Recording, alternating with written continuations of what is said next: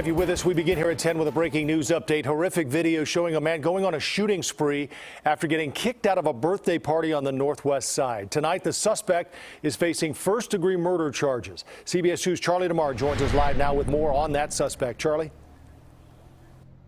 And Joe, good evening. We spoke to family of one of the victims who says the arrest of Samuel Salas does bring some relief. And tonight we are learning more about Salas's long criminal history that spans back more than a decade.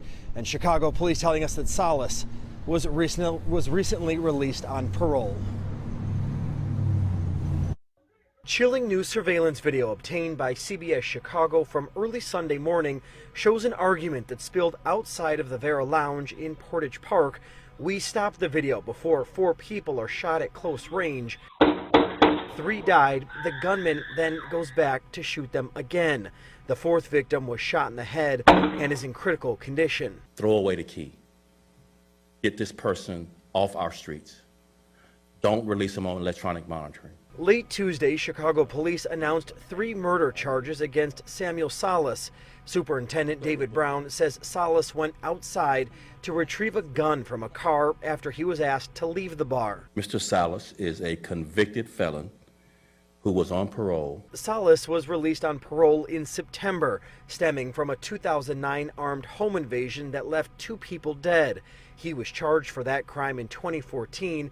In 2015, he was charged with assaulting a corrections officer. Salas pled guilty to the armed home invasion in 2018, and murder charges were dropped. It makes it a little bit easier on the family that, the individuals were caught. Ricardo Douglas's cousin Mario Pozulos was one of the victims killed Sunday morning. Douglas returned to the scene Tuesday, which is just steps from the bar, leaving flowers and a prayer for his 26-year-old cousin and to honor the lives of Mercedes Tavares, a mother to 3 kids, Ricky Vera, whose brother owns the bar, and Ricky's daughter, Mariah Vera, who was critically wounded. Nobody deserves this. No matter what the situation is, there's always a way to hash things out. It's family, at the end of the day, it's a tragedy inside, in my heart, because I lost a family member. And along with the 3 murder charges, Salas was also charged with felony kidnapping. Police say after the shooting, Salas drove away with a woman in a car and held her against her will. We are live tonight in Portage Park. Charlie DeMar, CBS 2 News. Joe? Charlie, thank you. As you can see outside, it's doom and gloom again here in Atlanta, Georgia. It's Wednesday, December 14th. The year is, I don't even have my tree up today. I'm going to get the tree today. I don't have my little Christmas tree up. I'm going to snatch one up and put it somewhere in this room where I'm sitting. It is cold outside. We're expecting it to rain again. The dog's over there eating breakfast. Grayson's still over there wilding because he's going to be wilding all day. Yesterday was a doozy with these dogs. And I can't keep spending my days and nights dealing with these dogs. These dogs are, I'm serious. This isn't working with these dogs. And so I'm going to have a little conversation with Earl. We may have to rehome these dogs. I'm going to rehome myself.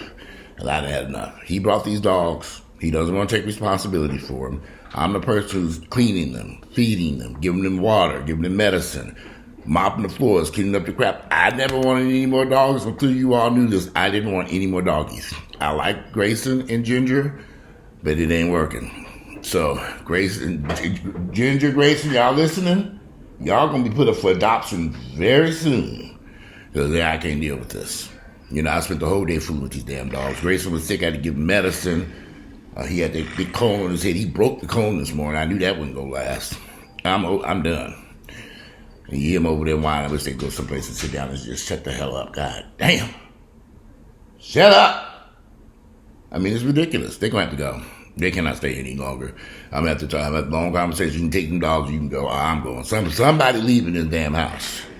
And since I'm paying the mortgage and get paid for this shit, I don't think it's going to be me. They're going to have to go. I can't deal with this.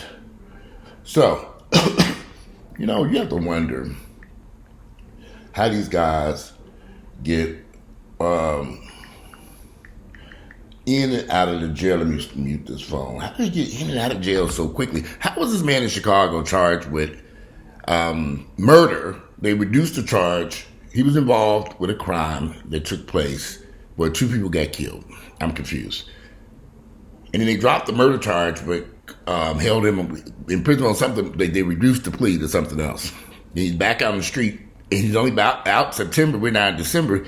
He got out in September of this year. Now he's killed 3 people, possibly 4. But he was originally charged with 2 murders before they dropped the murder charges. He was a part of it. See, something's wrong here with the judicial system. They seem to be letting these violent criminals back out too soon. Some of these violent people need to stay there forever.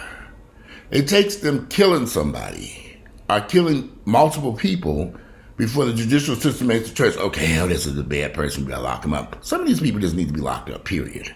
I am for locking violent criminals up. These niggas run around, and Hispanics and white folks do it too, we know. All them, I don't care what your race, creed, origin, sexuality, whatever. You need to be behind bars if you're going around killing people. If you have the potential to kill, you need to be behind bars. And you need to stay there. No bond. No one should receive a bond if they're charged with murder. No one. Even as far as I'm concerned, aggravated assault, depending on the severity of the crime, they shouldn't get a bond in either.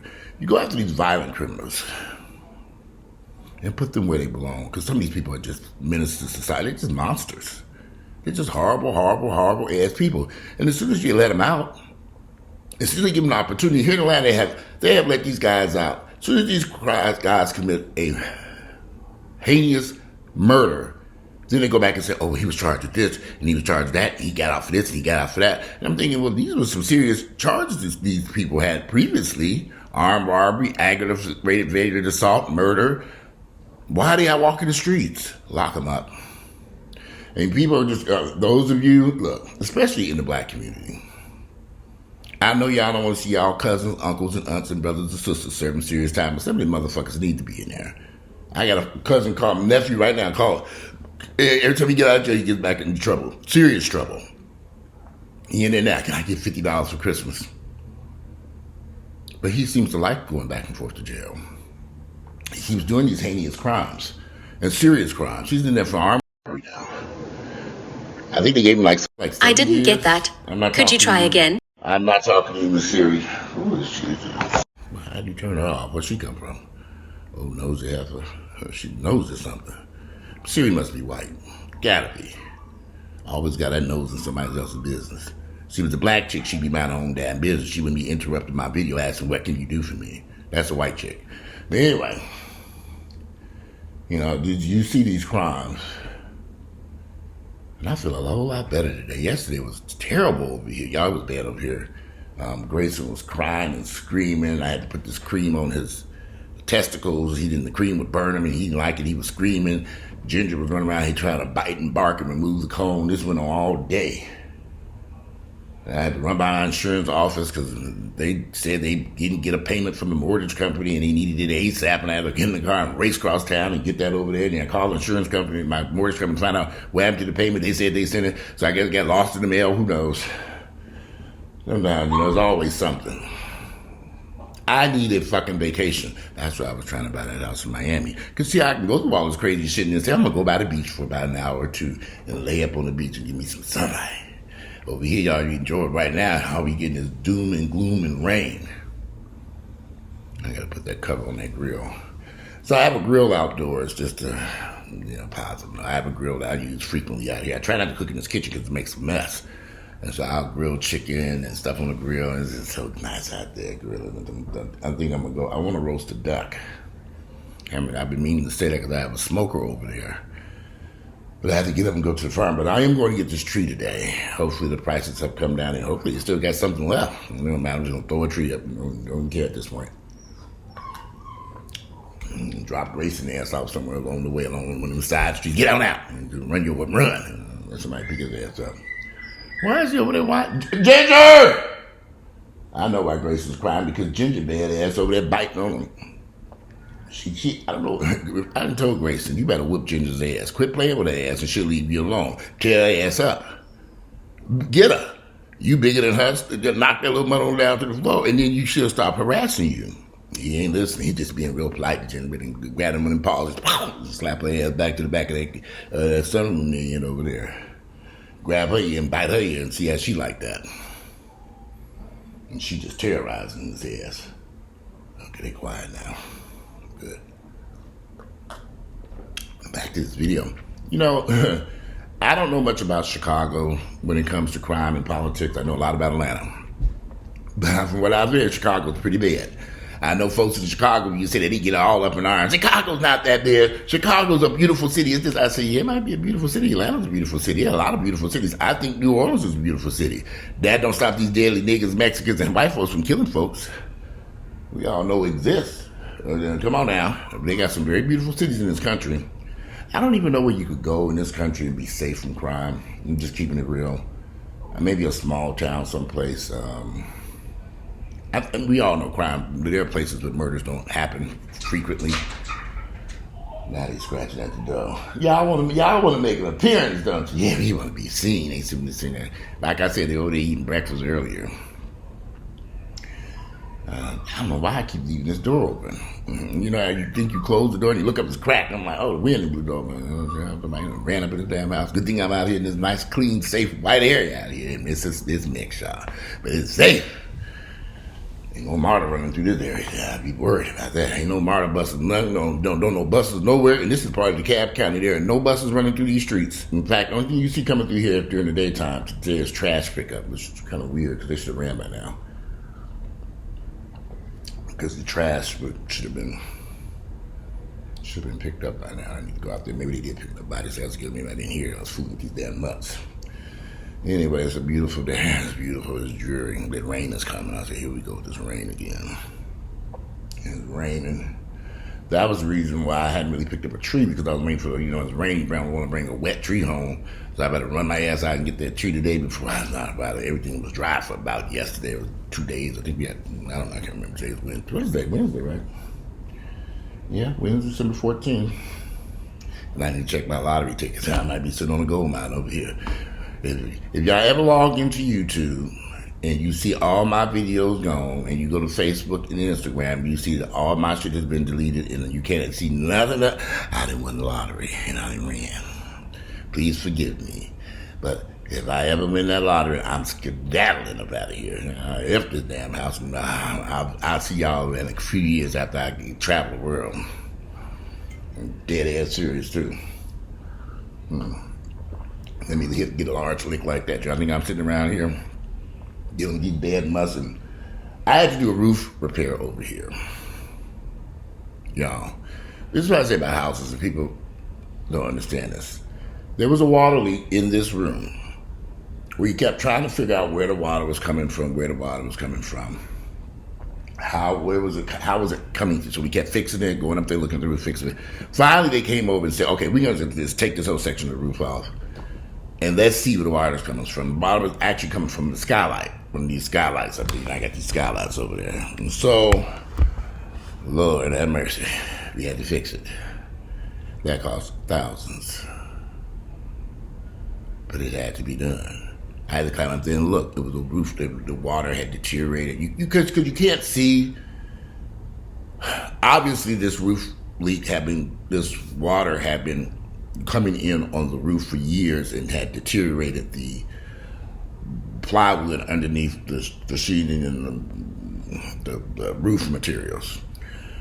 And now it was coming through the wall and the ceiling into this room. So we had to cut all that out, take all that shit out, fix that, fix the skylight, fix all this stuff. And it worked. We don't have more water leaking. Now I get somebody over here to fix the sheetrock and repaint. But obviously this has been going on for quite some time. Everybody was there, look, oh shit, this shit all need to play these days. We gotta fix all this. This is the problem. I thought it was just gonna be a little bit of minor caulking, a little caulk, a little paint. Yeah, no, we have to rip all that shit out of there. A couple $1,000 to fix that bullshit. So I said, oh Lord, I'm sick of this nightmare. Don't buy a house. And y'all have another friend, they have a brand new house. New construction. They've not even been in for a year. And they have had to do so much repairs to that house. It's just unreal. Luckily, the builder has been the person who has had to fix the stuff. They didn't have to replace all kinds of stuff from roofing, water leaks, light fixtures, flooring, just And they're like, we bought a new house. I said, just because you buy a new house don't mean that you're going to have problems. People do, you do get houses that have issues. And, be lucky your builders over there, where they had to take the builder to court to get them to, they would even have to replace the window. They doing a lot of stuff. They only been in the house maybe a year. I don't think maybe, let me think. Maybe a year, maybe less than a year. But they've been back and forth to court and actually been litigated. And they actually have won, and they made the builder put some money in escrow. This actually started before they closed on the house. So they had a custom built home. It goes for that. And they paid a lot of money for that house too. A custom built home in the ghetto. I said, Lord, niggas love these ghetto neighborhoods, don't they? This isn't changing. I said, this shit is not changing. Well, but at least they got over there, and they're a couple, and they're getting the problems fixed. But that area where they at, well, you should buy a house, have a house built over here. I said, for what? I like areas. I know I'm off the subject matter, but y'all, I'm very good at real estate. I've been doing this since I was a teenager here in Atlanta. I only want to buy a home in an area that's changing, where I can walk through the door with instant equity. Instant. I ain't talking about no instant lottery. I'm talking about instant equity. I know day one I close, okay, this house for X, Y, Z. I got this for under market value. Like this house, I bought it for under market value. But I had to do a lot of work to it. It's worth this house for a lot of money now. So I can dump it and run away from these mutts. And they're all black ass too. Keep eye on things. So, anyway, they bought that house down there in a horrible area. There are some areas of Atlanta that are just plain horrible. And I don't care where they build these houses, y'all. And I know I'm a little off subject matter, but I've been wanting to say this. If you don't know these neighborhoods and you're online looking at homes, you need to have a conversation with people who know these areas. These guys who bought this house, they moved here from out of state, but they've been back and forth, but they won't finally land and touch down here in Atlanta. No, you're not taking it back. They had an apartment for a year or two here before they bought that house, but they didn't know these neighborhoods. And sometimes these real estate agents will lead you to believe that these homes in neighborhoods, these expensive houses built in certain neighborhoods, it's gentrification, neighborhoods improving. But you need to verify that. You need to ride through that area at nighttime, daytime, midnight, 5 in the morning. You need to get copies of police reports. You need to find out, go to the police department, get the copies of crime information, find out about the schools in the area. Because, see, that will determine if these areas are changing or not. You don't want to buy a house in a home. You don't want to buy a house in an area where the neighborhood isn't changing. Because some neighborhoods in Atlanta have not moved 1 inch since I've been here 30 years. They've actually got